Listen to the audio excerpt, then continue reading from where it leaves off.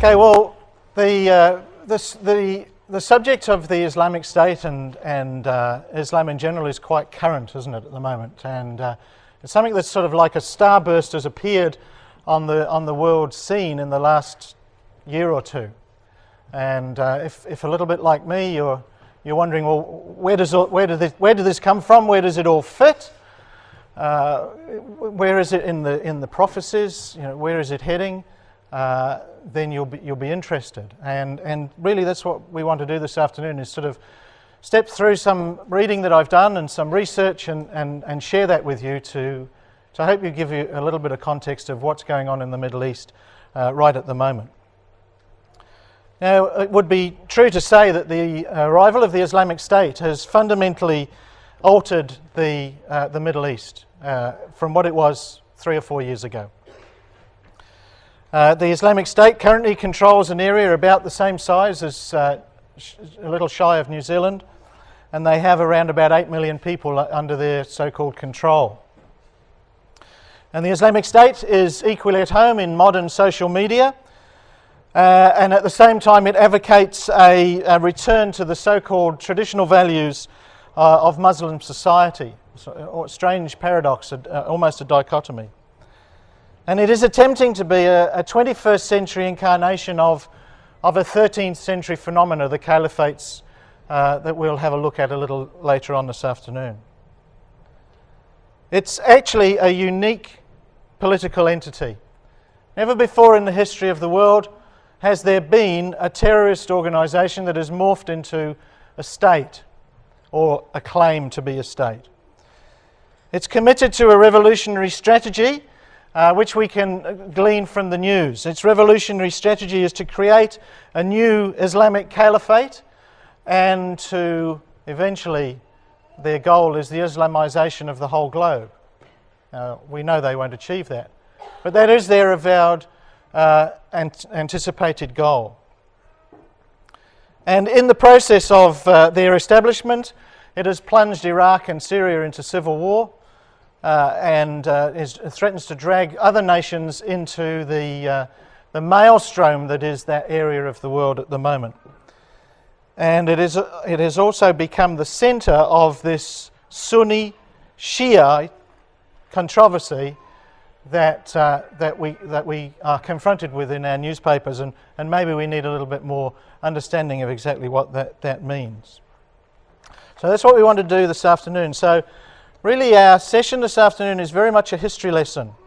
We are going to turn to the scriptures on a number of occasions, but largely we're going to fill in hopefully some history that you may or may not be familiar with. And as we go through the history, I will emphasize things that are significant from an unfolding of scriptural prophecy perspective, and an unfolding of what the context in which it is developing in the Middle East today. So we've got an agenda, which if I come to this, and those of you who are well versed in Arabic will recognize that says Muhammad, and it's going to be our backdrop. So we've really got 4 or 5 subjects that we're going to have a look at this afternoon. We're going to go back and have a look at the origin of Islam, where it came from, how it was formed, what it stood for, what its nature was at the beginning. We're going to have a look at the origin of this Sunni and Shia split that we hear a lot about and maybe wonder about. We'll have a look at some history and the caliphates, the time of the pinnacle of the civilization that came out of Islam. And then we'll have a look at the last 100 years or so, because it's really the last 100 years or so that are most significant for ourselves and are most significant from a Bible prophecy perspective as well. And then right at the end, for the last 4 or 5 minutes, we'll move into the future and have a look at some prophecies concerning the kingdom age. So there's our objectives this afternoon. So you'll be able to measure how long we've got to go by how fast we move through those 4 or 5 subject matters. So the first one then is the origin of Islam. Now, most of us would realise that it started with the man Muhammad. He was born around about 580 AD in a city in Saudi Arabia called Mecca, on the western side of the Arabian Peninsula. Now, Muhammad came from a background of an idolatrous society. In some ways, a little parallel to Abraham when he was in Ur. There were many gods that the Arabians worshipped, and they did not have a single sort of religion amongst them. And Muhammad arrived in that context. Now, non-Muslims, that's us largely, would regard Muhammad as the founder of Islam. But an important and significant fact is that Muslims do not look at it like that. Muslims look at Muhammad as the restorer of the faith. Right? That faith which originally was held by Adam, Abraham, Moses, and Jesus. And Muslims look at Muhammad and they go, he is the man that restored that original faith. Now, this is very significant from a Bible prophecy perspective. They see Muhammad as the greatest of the prophets, the last of the prophets. There have been no prophets since. He was the greatest and the last and the restorer of this faith that they see stretching back across biblical history to the time of Abraham. And they recognize Abraham and Adam, and they recognize Moses as a prophet, and they recognize Jesus Christ as a prophet as well. Apparently Muhammad was orphaned early in life. In fact, his father died before he was born. His mother died not long after. And he was brought up by his paternal uncle. And Mecca was a centre of trade. And a lot of trade moved through the Arabian Peninsula and eastwards to India and westwards to Europe, and local trade as well. And Muhammad, like many of the inhabitants of Mecca and the associated cities, was a trader. He worked as a merchant.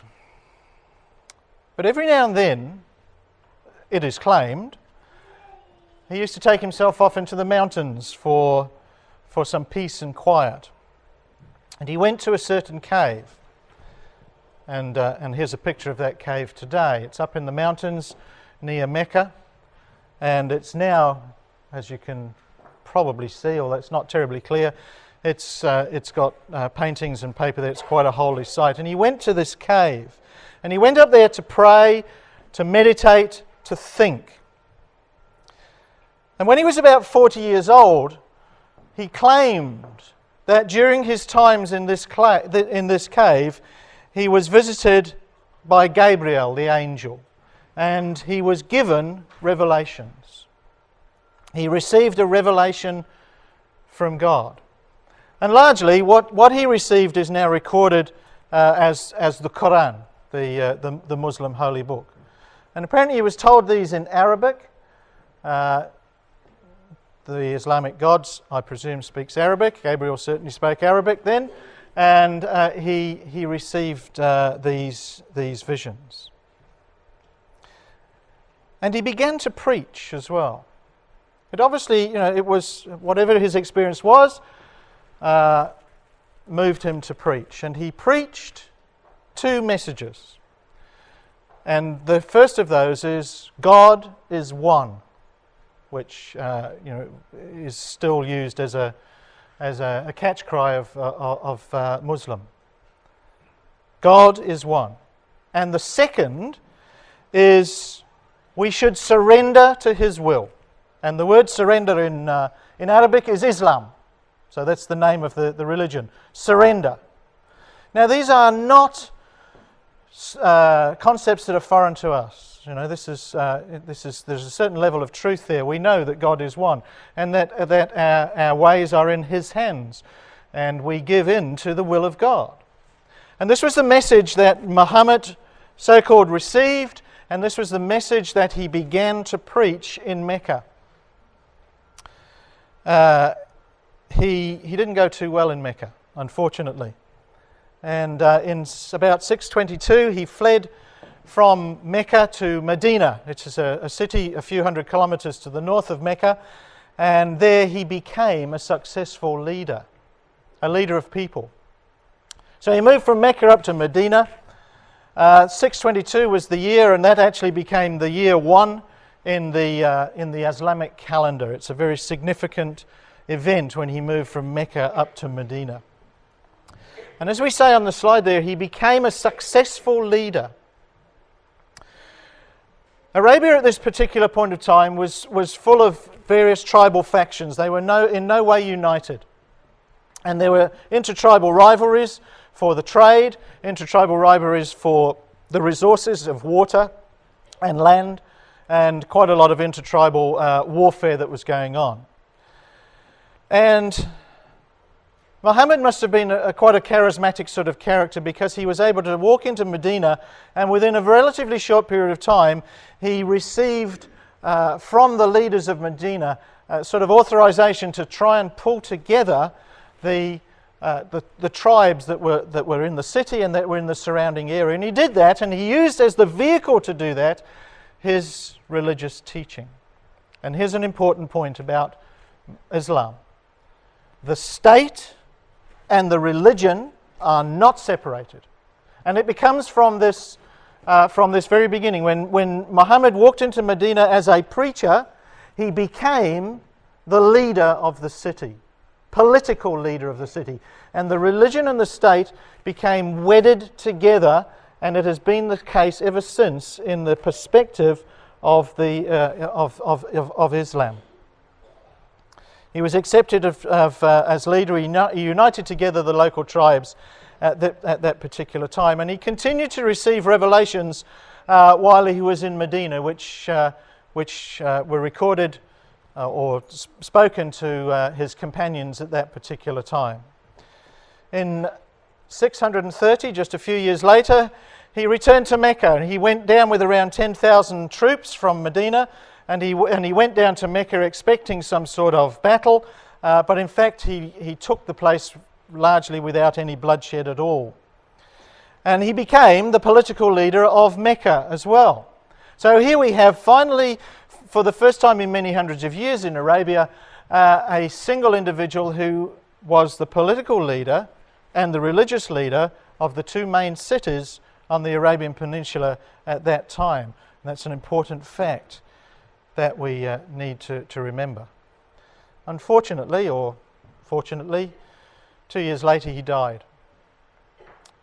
He established, in that short period of time, a united religious state in Arabia called the Ummah. The word Ummah means, roughly translated, should be something like commonwealth or community, something like that. And that again tells us the nature of this state. It was a religious, political organisation together. Now to us, in the 21st century, West, that is a foreign concept. Now, we've lived in a society where state and church have been separated for quite a long time. And so to appreciate the union of politics and religion such as existed in Arabia is somewhat difficult for our minds to comprehend. And that also is a reason why there is so much conflict in this area, because unfortunately the West are trying to impose a Western view on how society should run in a part of the world where Islam has an extremely strong and dominant root. When Muhammad died, he had passed on verbally to some of his companions the thoughts that had been given to him, so-called by the angel like Gabriel. And this was written down very shortly afterwards to form what we now know as the Quran. It's written in Arabic. It was written down by those who were immediately associated with Muhammad during his lifetime. It was a compilation of his sayings. It was claimed to be the direct words from God in Arabic. And for centuries there was resistance to translate away from Arabic because God spoke to them in Arabic, and that was the pure language. And it's only been many years later that translations have been made. because of the difficulty of translating the words of God into another language. It's an interesting parallels there. But the strong state religion bond in Islam prevented the translation outside of Arabic. So converts to Islam had to learn Arabic in order to understand the concepts that were contained in the Quran. The Quran is about the same size as our four Gospels, 270,000 words thereabouts. As we say there, it was compiled in the years immediately after the death of Muhammad. And the central theme is the oneness of God. The central theme. It also covers various other ideas of how to live a life, how to be fair, how to be true, how to be a hard-working individual. In fact, many of the moral ideas that are contained in the Quran we would associate with. Individual responsibility, hard work was required, fairness, care for the poor, care for those that are less fortunate than ourselves, care for family, care for the elderly. They are all concepts that are contained in the Quran, and they are concepts, of course, that we can derive from the scriptures of truth as well. So there is a parallel between some of these ideas in the Quran and ideas that we're very familiar with. So that deals with the origin of Islam. So it came out of this man, Muhammad. But they claim, and still claim, and did claim then, that it was a continuation of what we would call the Old Testament religion and the work of Jesus as a prophet of God, not as Son of God. That's not in their concept. In fact, interestingly, the Islam faith has Abraham going up a mountain with a son. Only that son is not Isaac, it's Ishmael. And they have a very parallel story about the sacrifice, so-called, of Ishmael that was prevented by angelic intervention. So there is some union between the truth and the teaching of Islam, but there are distortions, of course, as well. So this deals with our first section on the origins of Islam. Key points there: the political, religious nature of the origins of Islam, and the fact that they preach the story of the oneness of God. So what of the Sunni-Shia split? So Muhammad, as we said, ruled by this concept of charismatic authority. He must have been a very dynamic individual. You know, occasionally on the world scene there are these amazing stars in the political heavens. You know, Napoleon was another. Muhammad was one. Individuals that had a vision and the energy and the charisma to drive forward with their vision. And that was very much Muhammad. And in the space of a few short years, he completely converted the Arabian Peninsula to a new religion and established a state. A remarkable individual with a certain level of charisma. He ruled by this charismatic authority. I am who I am, and I rule according to my word, was his approach. Now that created, of course, a succession problem. When you have a charismatic individual, you have inevitably a succession problem. Again, take Napoleon, for example. Who would want to follow in his shoes? It would be difficult. It would be hard.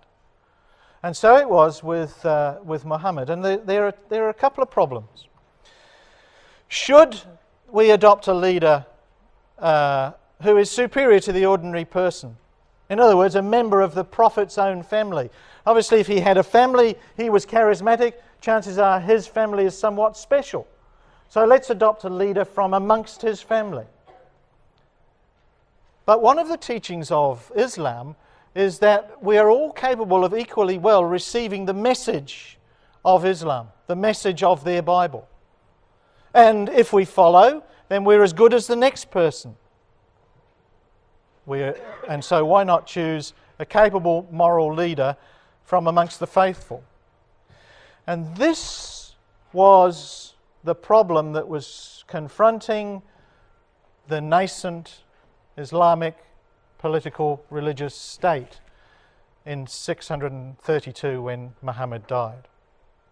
And there were two people who were contenders, if you like, in the running. Right? There was, first of all, Ali ibn Abi Talib, who was Muhammad's daughter's husband, son-in-law. So he was family. And on the other side we had Abdullah ibn Abu Bakr. Now, Abu Bakr should be familiar to your ears. Right? He's a modern individual. No, that's not his real name. He's adopted that name. Abdullah ibn Abu Bakr was not directly related to Muhammad, but he was Muhammad's first senior convert.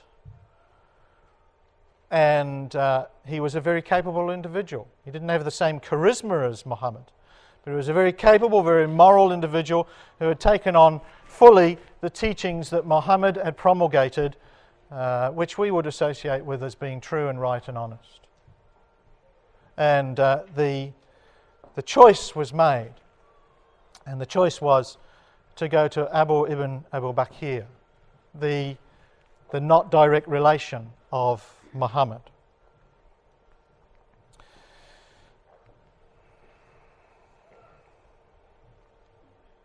And this actually became the very nascent beginnings of the difference between the Sunni and the Shia. And in a sense, the difference between Sunni and Shia is therefore almost as old as the faith itself. You know, it goes right back to the time of Muhammad. The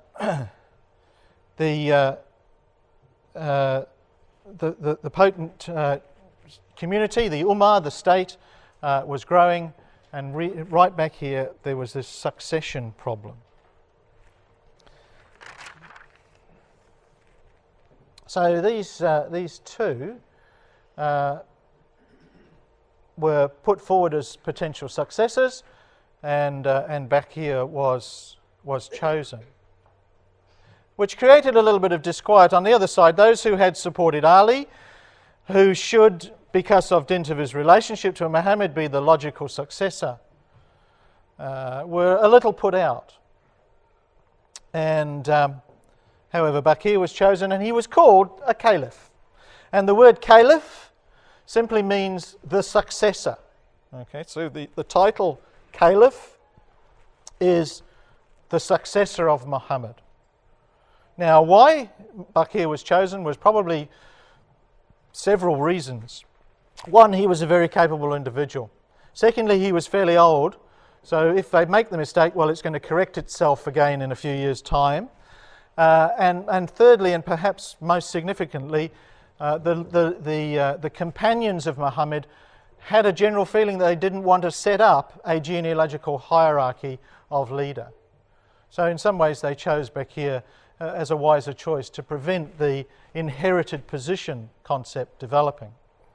But the Ali party, those who supported Ali, were somewhat upset. Now, there was not an immediate split. It's almost like you could call that the Ali party were a kind of a loyal opposition.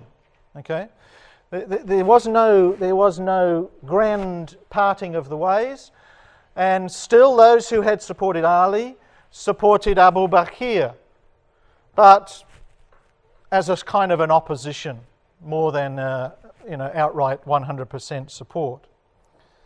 And that actually continued for quite a long time. And there were a few developments that came along the way. So the caliph was established, the successor to Muhammad. And remember that the successor to Muhammad isn't just a successor on a religious perspective, but on a political perspective as well. Right, this man is the ruler and also the high priest, in a sense. Not that they had a priesthood in the sense of it, but they have this union of politics and religion. And so the caliphs started and carried on down through time. However, those who had favoured Ali also established a kind of a primacy of an individual. He became known as an imam, and he was a religious leader of a subset of Islam. And always there was an imam as well as a caliph. And typically the imam was from the party that originally had supported Ali, the genealogical succession, and so therefore imams tended to be the son of the father of the, and so on and so on. And on the other hand, there was the caliph, who was the head leader, who typically was appointed each time, and there was no direct succession, although at times there was succession. And it was actually the existence of the imam that really created the split between Sunni and Shia. And for around about 250 to 300 years, these two parties, which had differences about succession, they coexisted relatively peacefully.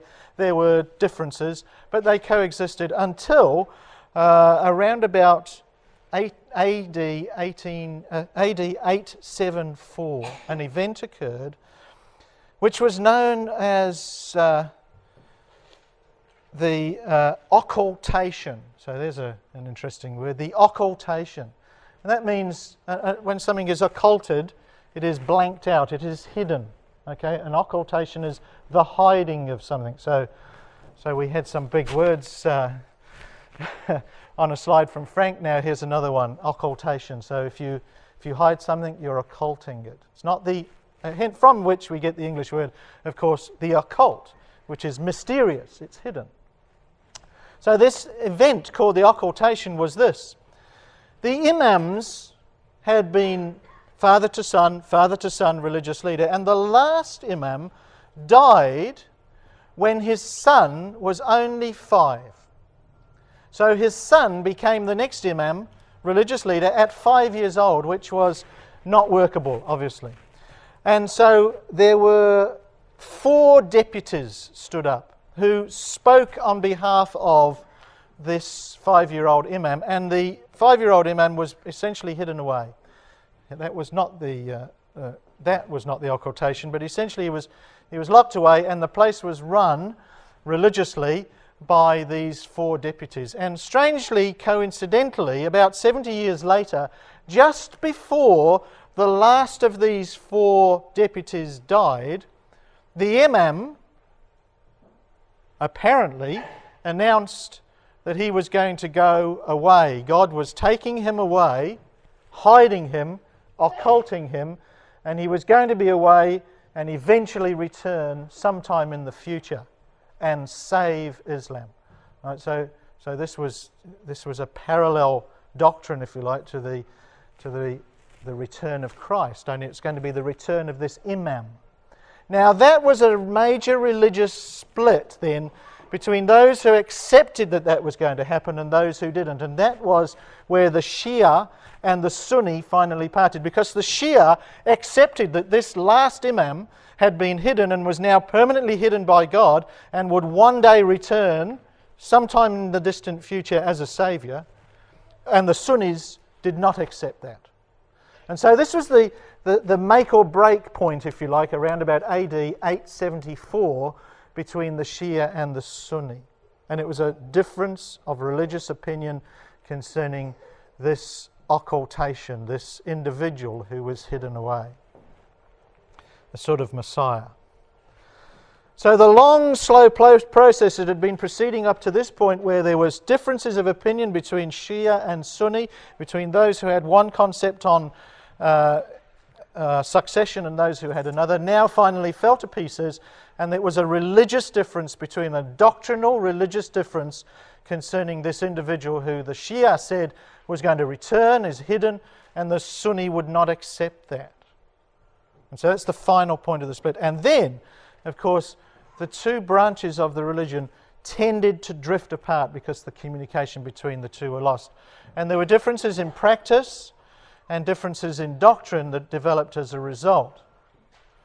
You must be aware also that a little bit like the Jews who had the law and had accumulated a vast amount of literature that explained the law, the Arabs had done the same.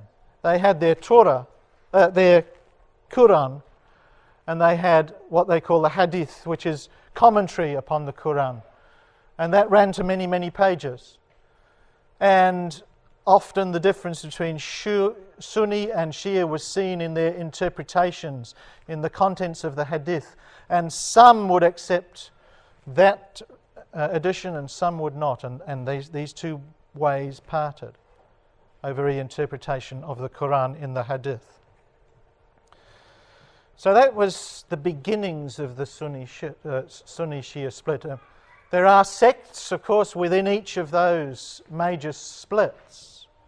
The Shia itself is split into two fairly major chunks, and the Sunni has quite a few dozen. But large groupings we're talking about here, Shia and Sunni.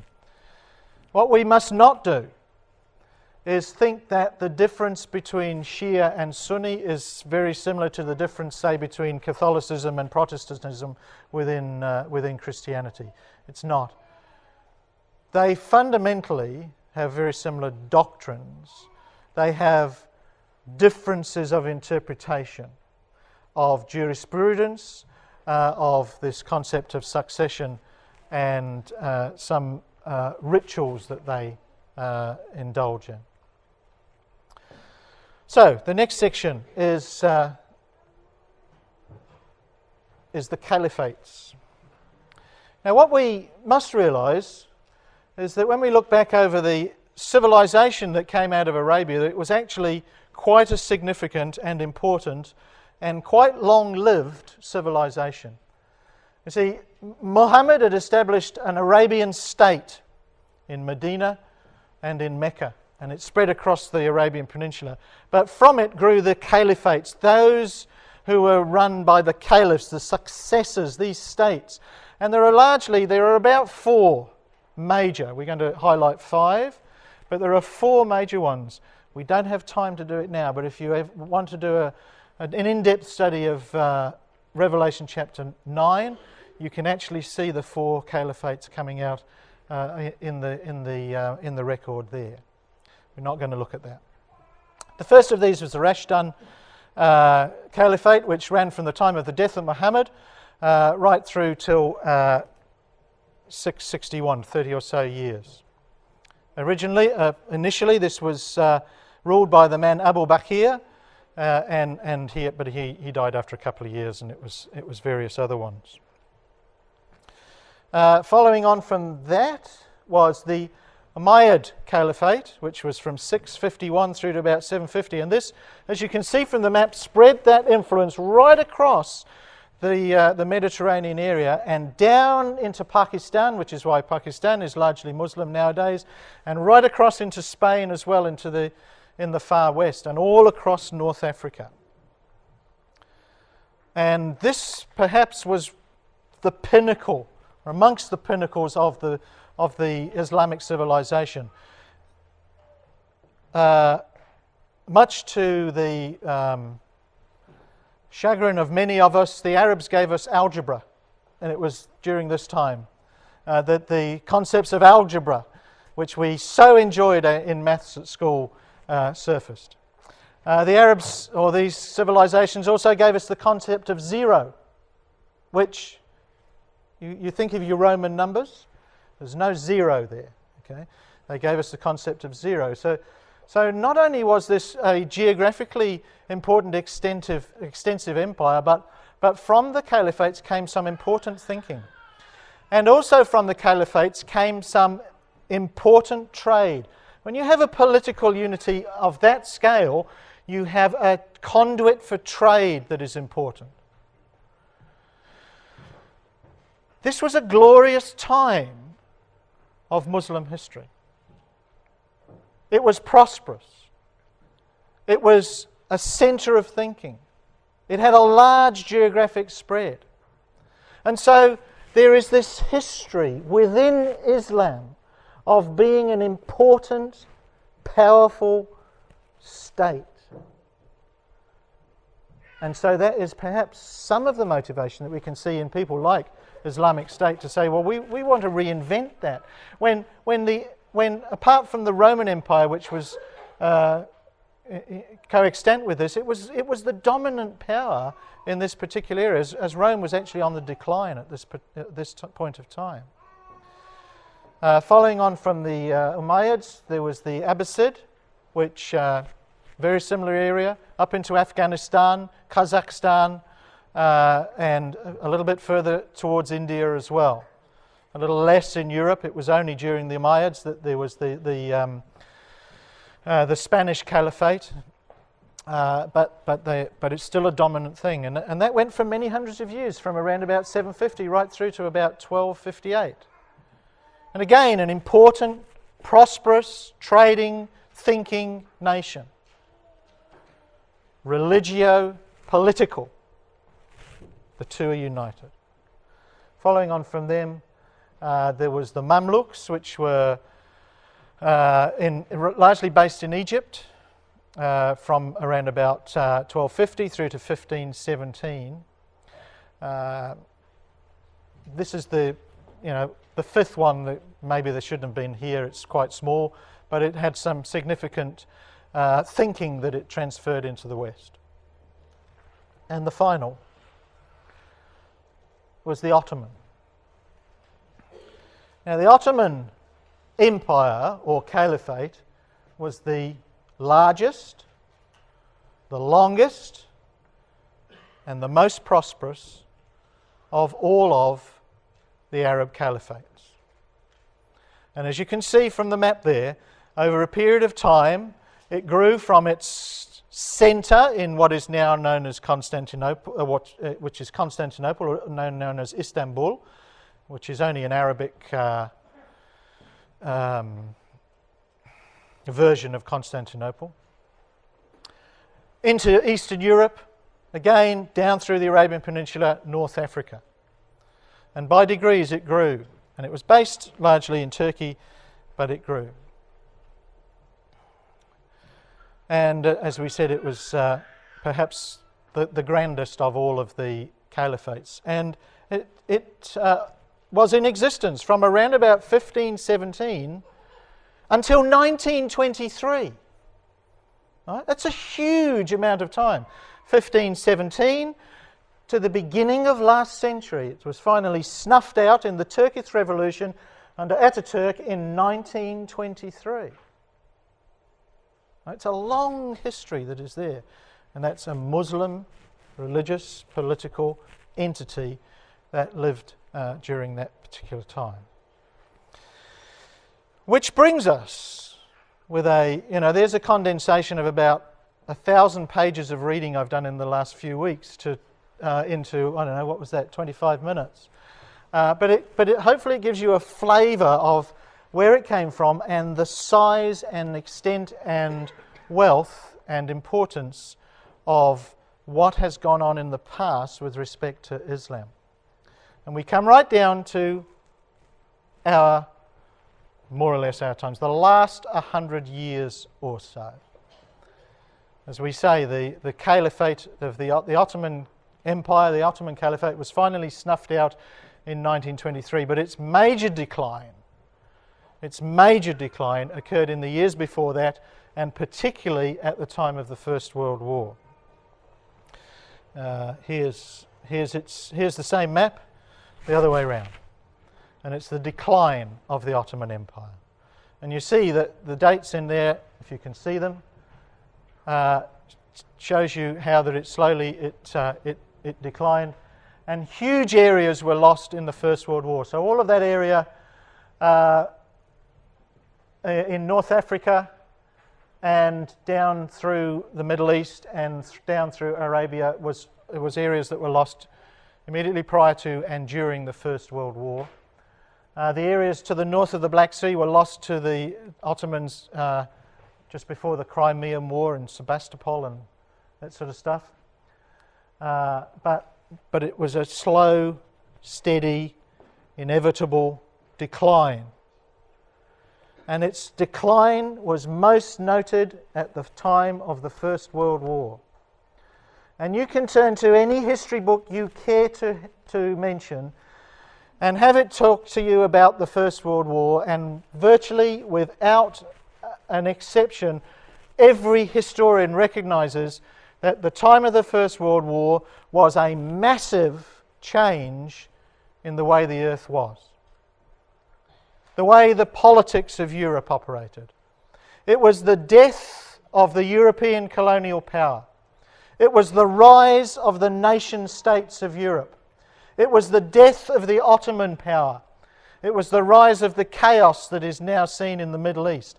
And the First World War almost draws a line across history and separates that which went before from the days in which we live. And you know, the Scripture picks up on that. And in that Scripture that we read for our reading just a few minutes ago from Revelation chapter 16, that is the Scripture that picks up on this. And it says that the angel poured out his vial, the sixth angel poured out his vial on the great river Euphrates, and that river was dried up. And if you just run your mind back through those 4 or 5 verses, you see that twice in those verses it makes reference to Armageddon, once by name and once by the title, the battle of the great day of God Almighty. And it is saying to us, brethren and sisters, that the events that saw the demise of the Ottoman Empire, which in that vision is symbolized by the river Euphrates, because that was the river that ran through it, and we'll have a look at some slides in a moment to talk about this. The events that saw the demise of that power are the events that will bring Armageddon. And we sit, brothers and sisters, somewhere between those. We sit awfully close to the end, I would hazard a guess. It's 100 years since the Ottoman Empire was snuffed out. The river Euphrates was dried up. And the vision in Revelation chapter 16 is clearly uniting the demise of the Ottoman Empire with the advent of Armageddon in this earth. And you know, we say it many times, but let's just remember it. Stuck in to Revelation, inserted almost into Revelation between the two references to Armageddon, the battle of the great day of God Almighty and the naming of Armageddon, is that pertinent warning by Christ to make sure we have our garments, because he's coming as a thief. And here's the message, isn't it, brethren and sisters, to us? As we stand today and we look out on the chaos that is in the Middle East, which was largely a result of this drying up of this Ottoman Empire, which we'll review in a few minutes, we are standing on the very advent of the return of our Lord. And we don't know how long it will be that we are taken away before Armageddon actually takes place. The judgment has to go before then. Some may speculate it's up to a period of 10 years. But whatever, it doesn't matter. We're standing, brethren and sisters, on the very threshold of the return of Christ. And the fact of the chaos in the Middle East proves that. We'll have a look at that. Now, I want to go back to some old writings just to have a look at this concept of the river Euphrates representing the last of these Islamic caliphates. We go back to a writer, Joseph Mead, who in 1586 to 1638, he wrote these words, which are difficult to read because of the style of the writing, but it says, "The sixth vial shall be poured out upon the great river Euphrates, that being dried up, a passage may be prepared for new enemies of the beast to come from the east, that is, for the Israelites to be wonderfully converted to the pure faith and worship of Christ, and now to have conferred upon them the kingdom promised to many ages since." Now, in overview, that is right. The river Euphrates was dried up that the way of the kings of the east might be prepared, says Revelation chapter 16. And that's a clear reference, I feel, to it's the way of the kings of the sun's rising. Malachi is a reference there. Look it up in your own time. The drying up of the Ottoman Empire heralds the return of Christ, is what Mead said. Come a little bit later, one individual Faber, 1806. Under the sixth trumpet, the 4 Turkish sultanies, the mystic waters of the Ottoman Empire issued from the river Euphrates. Under the sixth vial, the waters of the same Euphrates are to be completely dried up. We cannot therefore reasonably doubt that the symbolical Euphrates means in both cases the same power. Rivers typify nations. That's an established fact from the Old Testament. When a particular river is specified, the nation immediately connected with that river is obviously intended, the river Euphrates. Such being the case, as the issuing forth of the four sultans, whose mystic waters of the Euphrates, which deluged the Eastern Empire, denotes the rise of the Turkish power, this is Revelation 9 that we're not going to look at, so the drying up of those waters must evidently denote its subversion, its reducing. Now, since the drying up or evaporation of water is a slow process, we may naturally conclude that the expression points out not merely the subversion of the Turkish power in general, but the particular mode of that subversion by the slow consumption of its political strength and by the gradual wasting away of its people. As we saw from the last slide, the Ottoman Empire slowly, by degrees, shrunk until it was snuffed out around about the time of the First World War. And that, of course, is a herald of the return of Christ. And as Brother Thomas says in Eureka, when he discusses Revelation chapter 16, he says, the waters of the great river Euphrates represents the military power of the Ottoman Empire, which is dissipated by a process of evaporation, a drying up, a gradual exhaustion, so as at last to leave the channel of the river in the heart of the great city empty, and devoid of all power to impede or interfere with operations developing in the southeastern recesses of the empire, that the way of the kings who are out of a sun's rising might be prepared. And those are wonderful words from Brother Thomas with respect to the history that we have seen. And notice the emphasis that he places on that, which is entirely scriptural out of Revelation chapter 16. He says that this power, this Ottoman power, was slowly taken away so that it would not impede the operations that were developing in that region. And you know what? Since the Ottoman power left the Middle East, as we call it today, the nation of Israel has been formed. Another sign of Christ's coming. Chaos has ensued that has spread at times across the whole globe. Oil has been found in there which has focused everyone's attention on that particular area. And things like the Islamic State have arisen, which focuses once again everyone's attention on that area. And it's exactly as the scriptures would expect out of Revelation chapter 16, as Brother Thomas, through his investigations and his research, discovered and tells us there in Eureka. So that's a small diversion off into Revelation, just to point out that these things are not isolated from the Scriptures.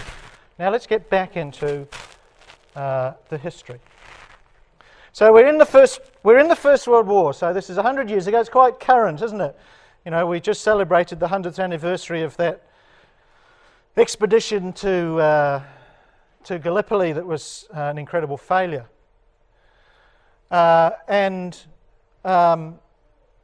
So it's current in our minds, the First World War. And as we said, the First World War represented a change in things. Europe was decimated. The Middle East was changed. The whole world was changed. And going on, there's a really interesting bit of history here. There were three promises made, or three documents, I suppose, during the First World War that directly affected the Middle East and still affect it today. Now, the first of these was by a chap by the name of Henry McMahon. He was the British High Commissioner in Egypt from 1915 to 1917, only a couple of years. Nice chap. He was also vice regent in India somewhere, and I think he had spent a bit of time in the Caribbean as well. He was quite a career foreign office individual in the British government at the close of empire, right? At the close of the empire. And he was in Egypt, the High Commissioner in Egypt. And he had correspondence, as we say there, with Ali Hussein ibn Ali, who was the emir, the local Muslim ruler of the area. And he promised to uphold the independence of the Arabs. You see, what was happening was it was pretty obvious that the Ottoman Empire was collapsing. And the Ottoman Empire, or the Caliphate, had ruled this area for centuries. And it was collapsing. And it was apparent there was going to be a power vacuum. And so this chap said to his local Arab leader, he said, look, never mind, we, the British, he says, we will uphold the independence of the Arabs and we will guarantee the holy places, Mecca, Medina, Jerusalem. That's what he said. So he says to the Arabs, don't worry what's going to happen after the demise of the Ottoman Empire, we will look after you. At the same time, at exactly the same time, there was an agreement that was being hammered out between the French and the British, and to a degree the Russians, that became known as the Sykes-Picot Agreement. Sykes was a member of the British Foreign Office. Picot was a Frenchman in their Foreign Office. And they basically saw the same thing coming and they said, yes, the Ottoman Empire is going to meet its end here. Let's move in. Now, the big issue in those days was, just like it is today, they didn't want Russia to come down from the north. Russia was stuck up there. Russia wants to come south to get to warm water ports. And the British and the French didn't want that to happen. So they carved up the area of the Middle East according to this thing called the Sykes-Picot Agreement. They said, you have that bit, we'll have that bit, and that bit up there can go to the Russians. And they had no cognizance whatsoever of any religious divisions, any national identities, any geographical divisions that might have already existed. They simply took out a map, they laid a ruler across it, and they drew that map that you see there, and it became known as the Sykes-Picot Agreement. So as it says in the small words there, a secret agreement between the governments of the United Kingdom and France, and also Russia, with, defining the proposed spheres of influence and control in the Middle East should the Triple Entente succeed in defeating the Ottoman Empire. The Triple Entente is the Western Allies in the First World War. The negotiation of the treaty occurred between November 1915 and March 1916. The agreement was concluded in May 1916, just a few months before the British took Jerusalem. And the agreement largely ignored ethnic or religious divisions and was made without consultation with the local people. So that's promise number 2, or agreement number 2. Makan said to the Arabs, we'll look after you. Sykes and Picot in the back room working on the maps, dividing the place up. And back in Britain, we have what's known as the Balfour Declaration, which we know quite a bit about. It is the document that enabled the creation of the Jewish state. But it was another promise that was at odds with the other two that had gone before. You know, we know the Balfour Declaration. I'll read it for you. I have much pleasure in conveying to you, on behalf of His Majesty's government, the following declaration of sympathy with Jewish Zionist aspirations, which has been submitted to and approved by the Cabinet. His Majesty's government view with favour the establishment in Palestine of a national home for the Jewish people and will use their best endeavours to facilitate the achievement of this object. And yet Makan in Egypt is saying to the Arabs, don't worry, we'll look after you. And Balfour in Britain is saying to the Jews, don't worry, we'll look after you. And Sykes and Picot are in the back room ignoring both of those. Now, it could not and would not ever work. There's contradictory points being made here. And what has happened, of course, is that the Jewish home has been created. Various other nation states have been created as a result of the Sykes-Picot Agreement, and chaos has ensued ever since in the Middle East. You can describe it as nothing else. Now, we know that behind the scenes, of course, the Elohim worked to create things like the Balfour Declaration so that the nation of Israel might be established, because we know it had to happen from Bible prophecy perspective. But let's just strip away that layer for the moment and see that from a political expediency point of view, what was going on in the Middle East could never work. It was bound to create chaos. And you look over there now, and from a political perspective, you see two massive problems. Here's one of them. Mr. bin Laden, he identified what he felt was the problem. Of course, it was Palestine. What America is tasting now, he said, after the incident with the Twin Towers, is something insignificant to what we have tasted for scores of years. Our nation, he said,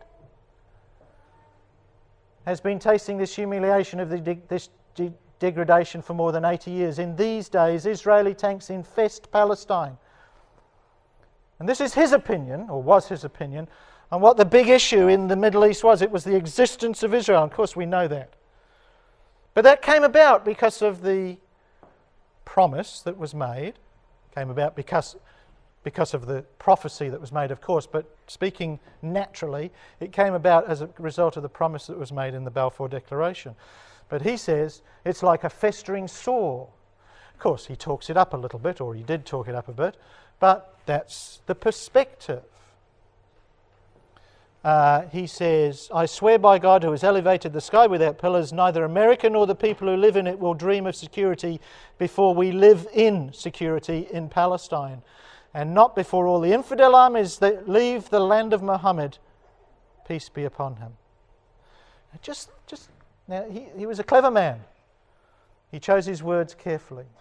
Now, just think about those words in the light of the history of Islam that we've just discussed for the last 40 minutes. Right? He says, the infidel armies leaving the land of Muhammad. Right? The land of Muhammad, the Arabian area, the peninsula. They have to go.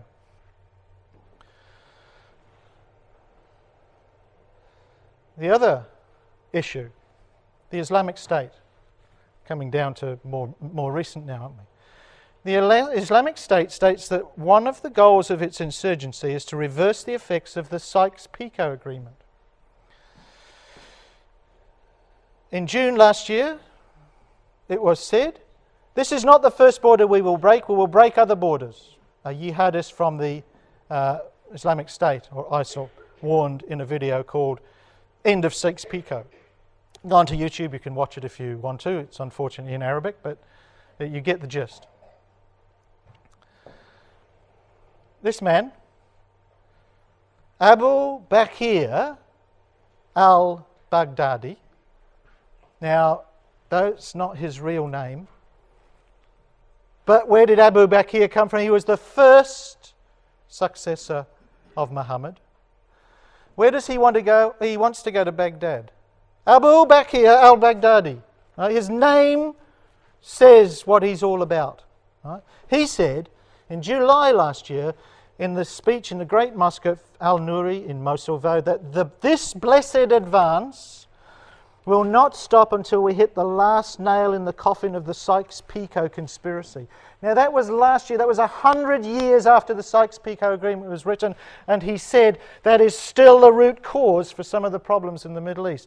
Now we start to understand what's going on, but look at the language that there. This blessed advance. He speaks like a religious leader and a military leader at the same time, as did Osama bin Laden.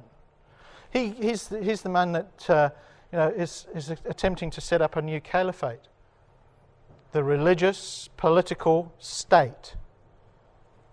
You see why what's going on there now is so rooted in the history that for centuries upon centuries has been the pride of the Arabs and has now been lost. I'm getting well ahead of my notes.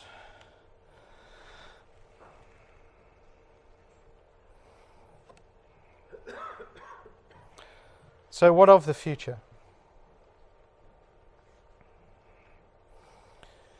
What of the Sunnis today? There's a map there of the geographical distribution of Sunni and Shia Okay, now just think about that map for a few minutes. Look at the map and I'll read the words. Any attempt to understand the conflicts and antagonism must begin with the religious character of the states involved. Shia Iran, that big yellow area in the middle, is currently fighting the Islamic State, a Sunni group in Iraq.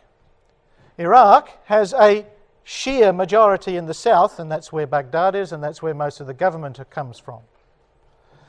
Meanwhile, Iran, Shia Iran, has also helped prop up the Syrian government led by Bashar al-Assad, who is in a sect associated with the Shia.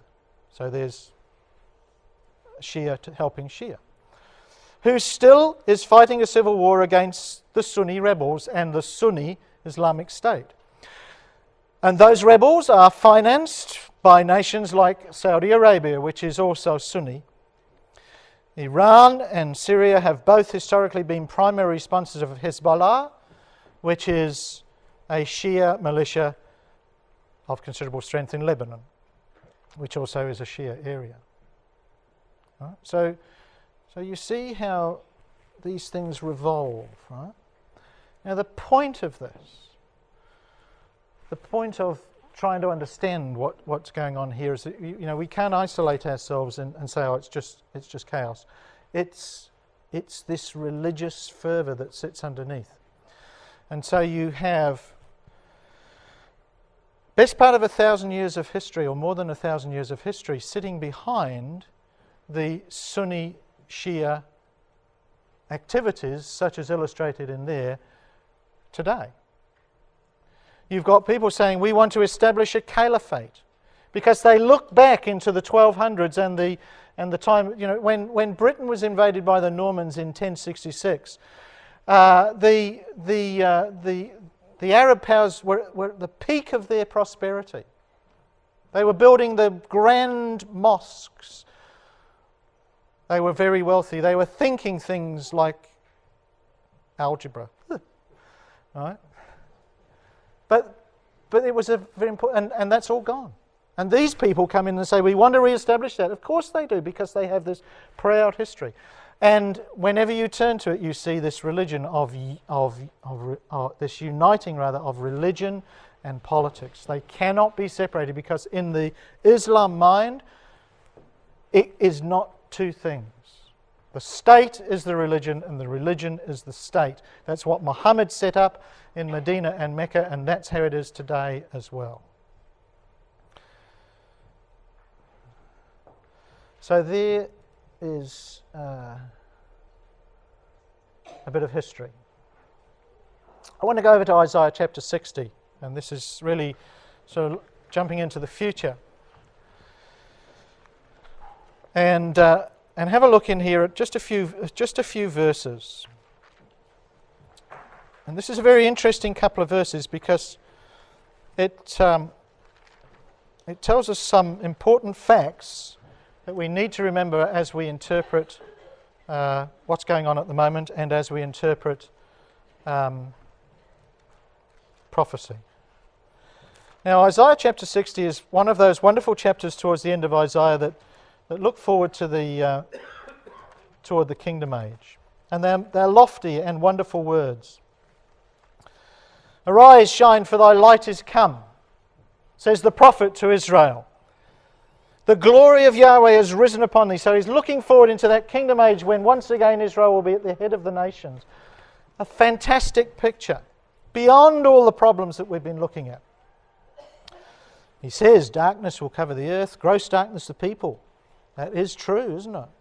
Ignorance. But Yahweh shall arise, as it says. Verse 3, the Gentiles shall come to thy light, kings to the brightness of thy rising. Wonderful, wonderful visions. And we can see the temple built there in the land of Israel, and Christ reigning, and the Gentile nations coming up there. That's what Isaiah chapter 60, the first 3 verses, is talking about. The establishment and continuity of the kingdom age. And the prophet says to Israel, he says, lift up your eyes and look and see who's coming. They're coming. All of these people, thy sons, your people are coming and others are coming. Then thou shalt see, says verse 5, and flow together. And then it says, the wealth of the Gentiles shall come to you at the end of verse 5. And then these words. And these words are most instructive, because it says, the multitude of camels shall cover thee, the dromedaries of Midian and Ephah, all they from Sheba shall come, they shall bring gold and incense, they shall show forth the praises of Yahweh. Now, whenever you speak about camels and dromedaries, your mind would automatically go to the desert places and the Arabians. But of course, it's also true with those words as well, isn't it? Here's Isaiah 60, and those words, Midian, Ephah, Sheba, they are all children of Abraham by Keturah, and they're usually identified with members of the area of Arabia, the nations that moved into there. So what Isaiah is telling us is that in the kingdom age, when Christ has returned, amongst those who will accept him and bring their gifts to him will be these Arab nations. Now really, when we review Islam as a religion, that's not terribly surprising. They are closer to the truth than perhaps the Catholics. Well, I don't even think that's arguably. At least they appreciate the oneness of God and they recognise biblical history. It goes on. They shall bring gold and incense. They shall show forth the praises of Yahweh. All the flocks of Kedar shall be gathered together unto thee. The rams of Nebaioth shall minister unto thee. They shall come up with acceptance on mine altar. This is the ultimate destiny of the Islam nations, the Arab nations. They will survive and be accepted in the kingdom age. Now there's an implication to that, isn't there? Incidentally, those are children of Abraham from Ishmael. There's an implication there.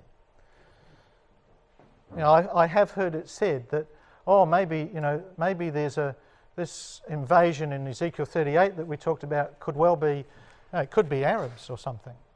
No! Impossible. In Ezekiel 38 and Ezekiel 39, the invading force is utterly destroyed. As Brother Frank said, it takes 7 months for them to bury the dead.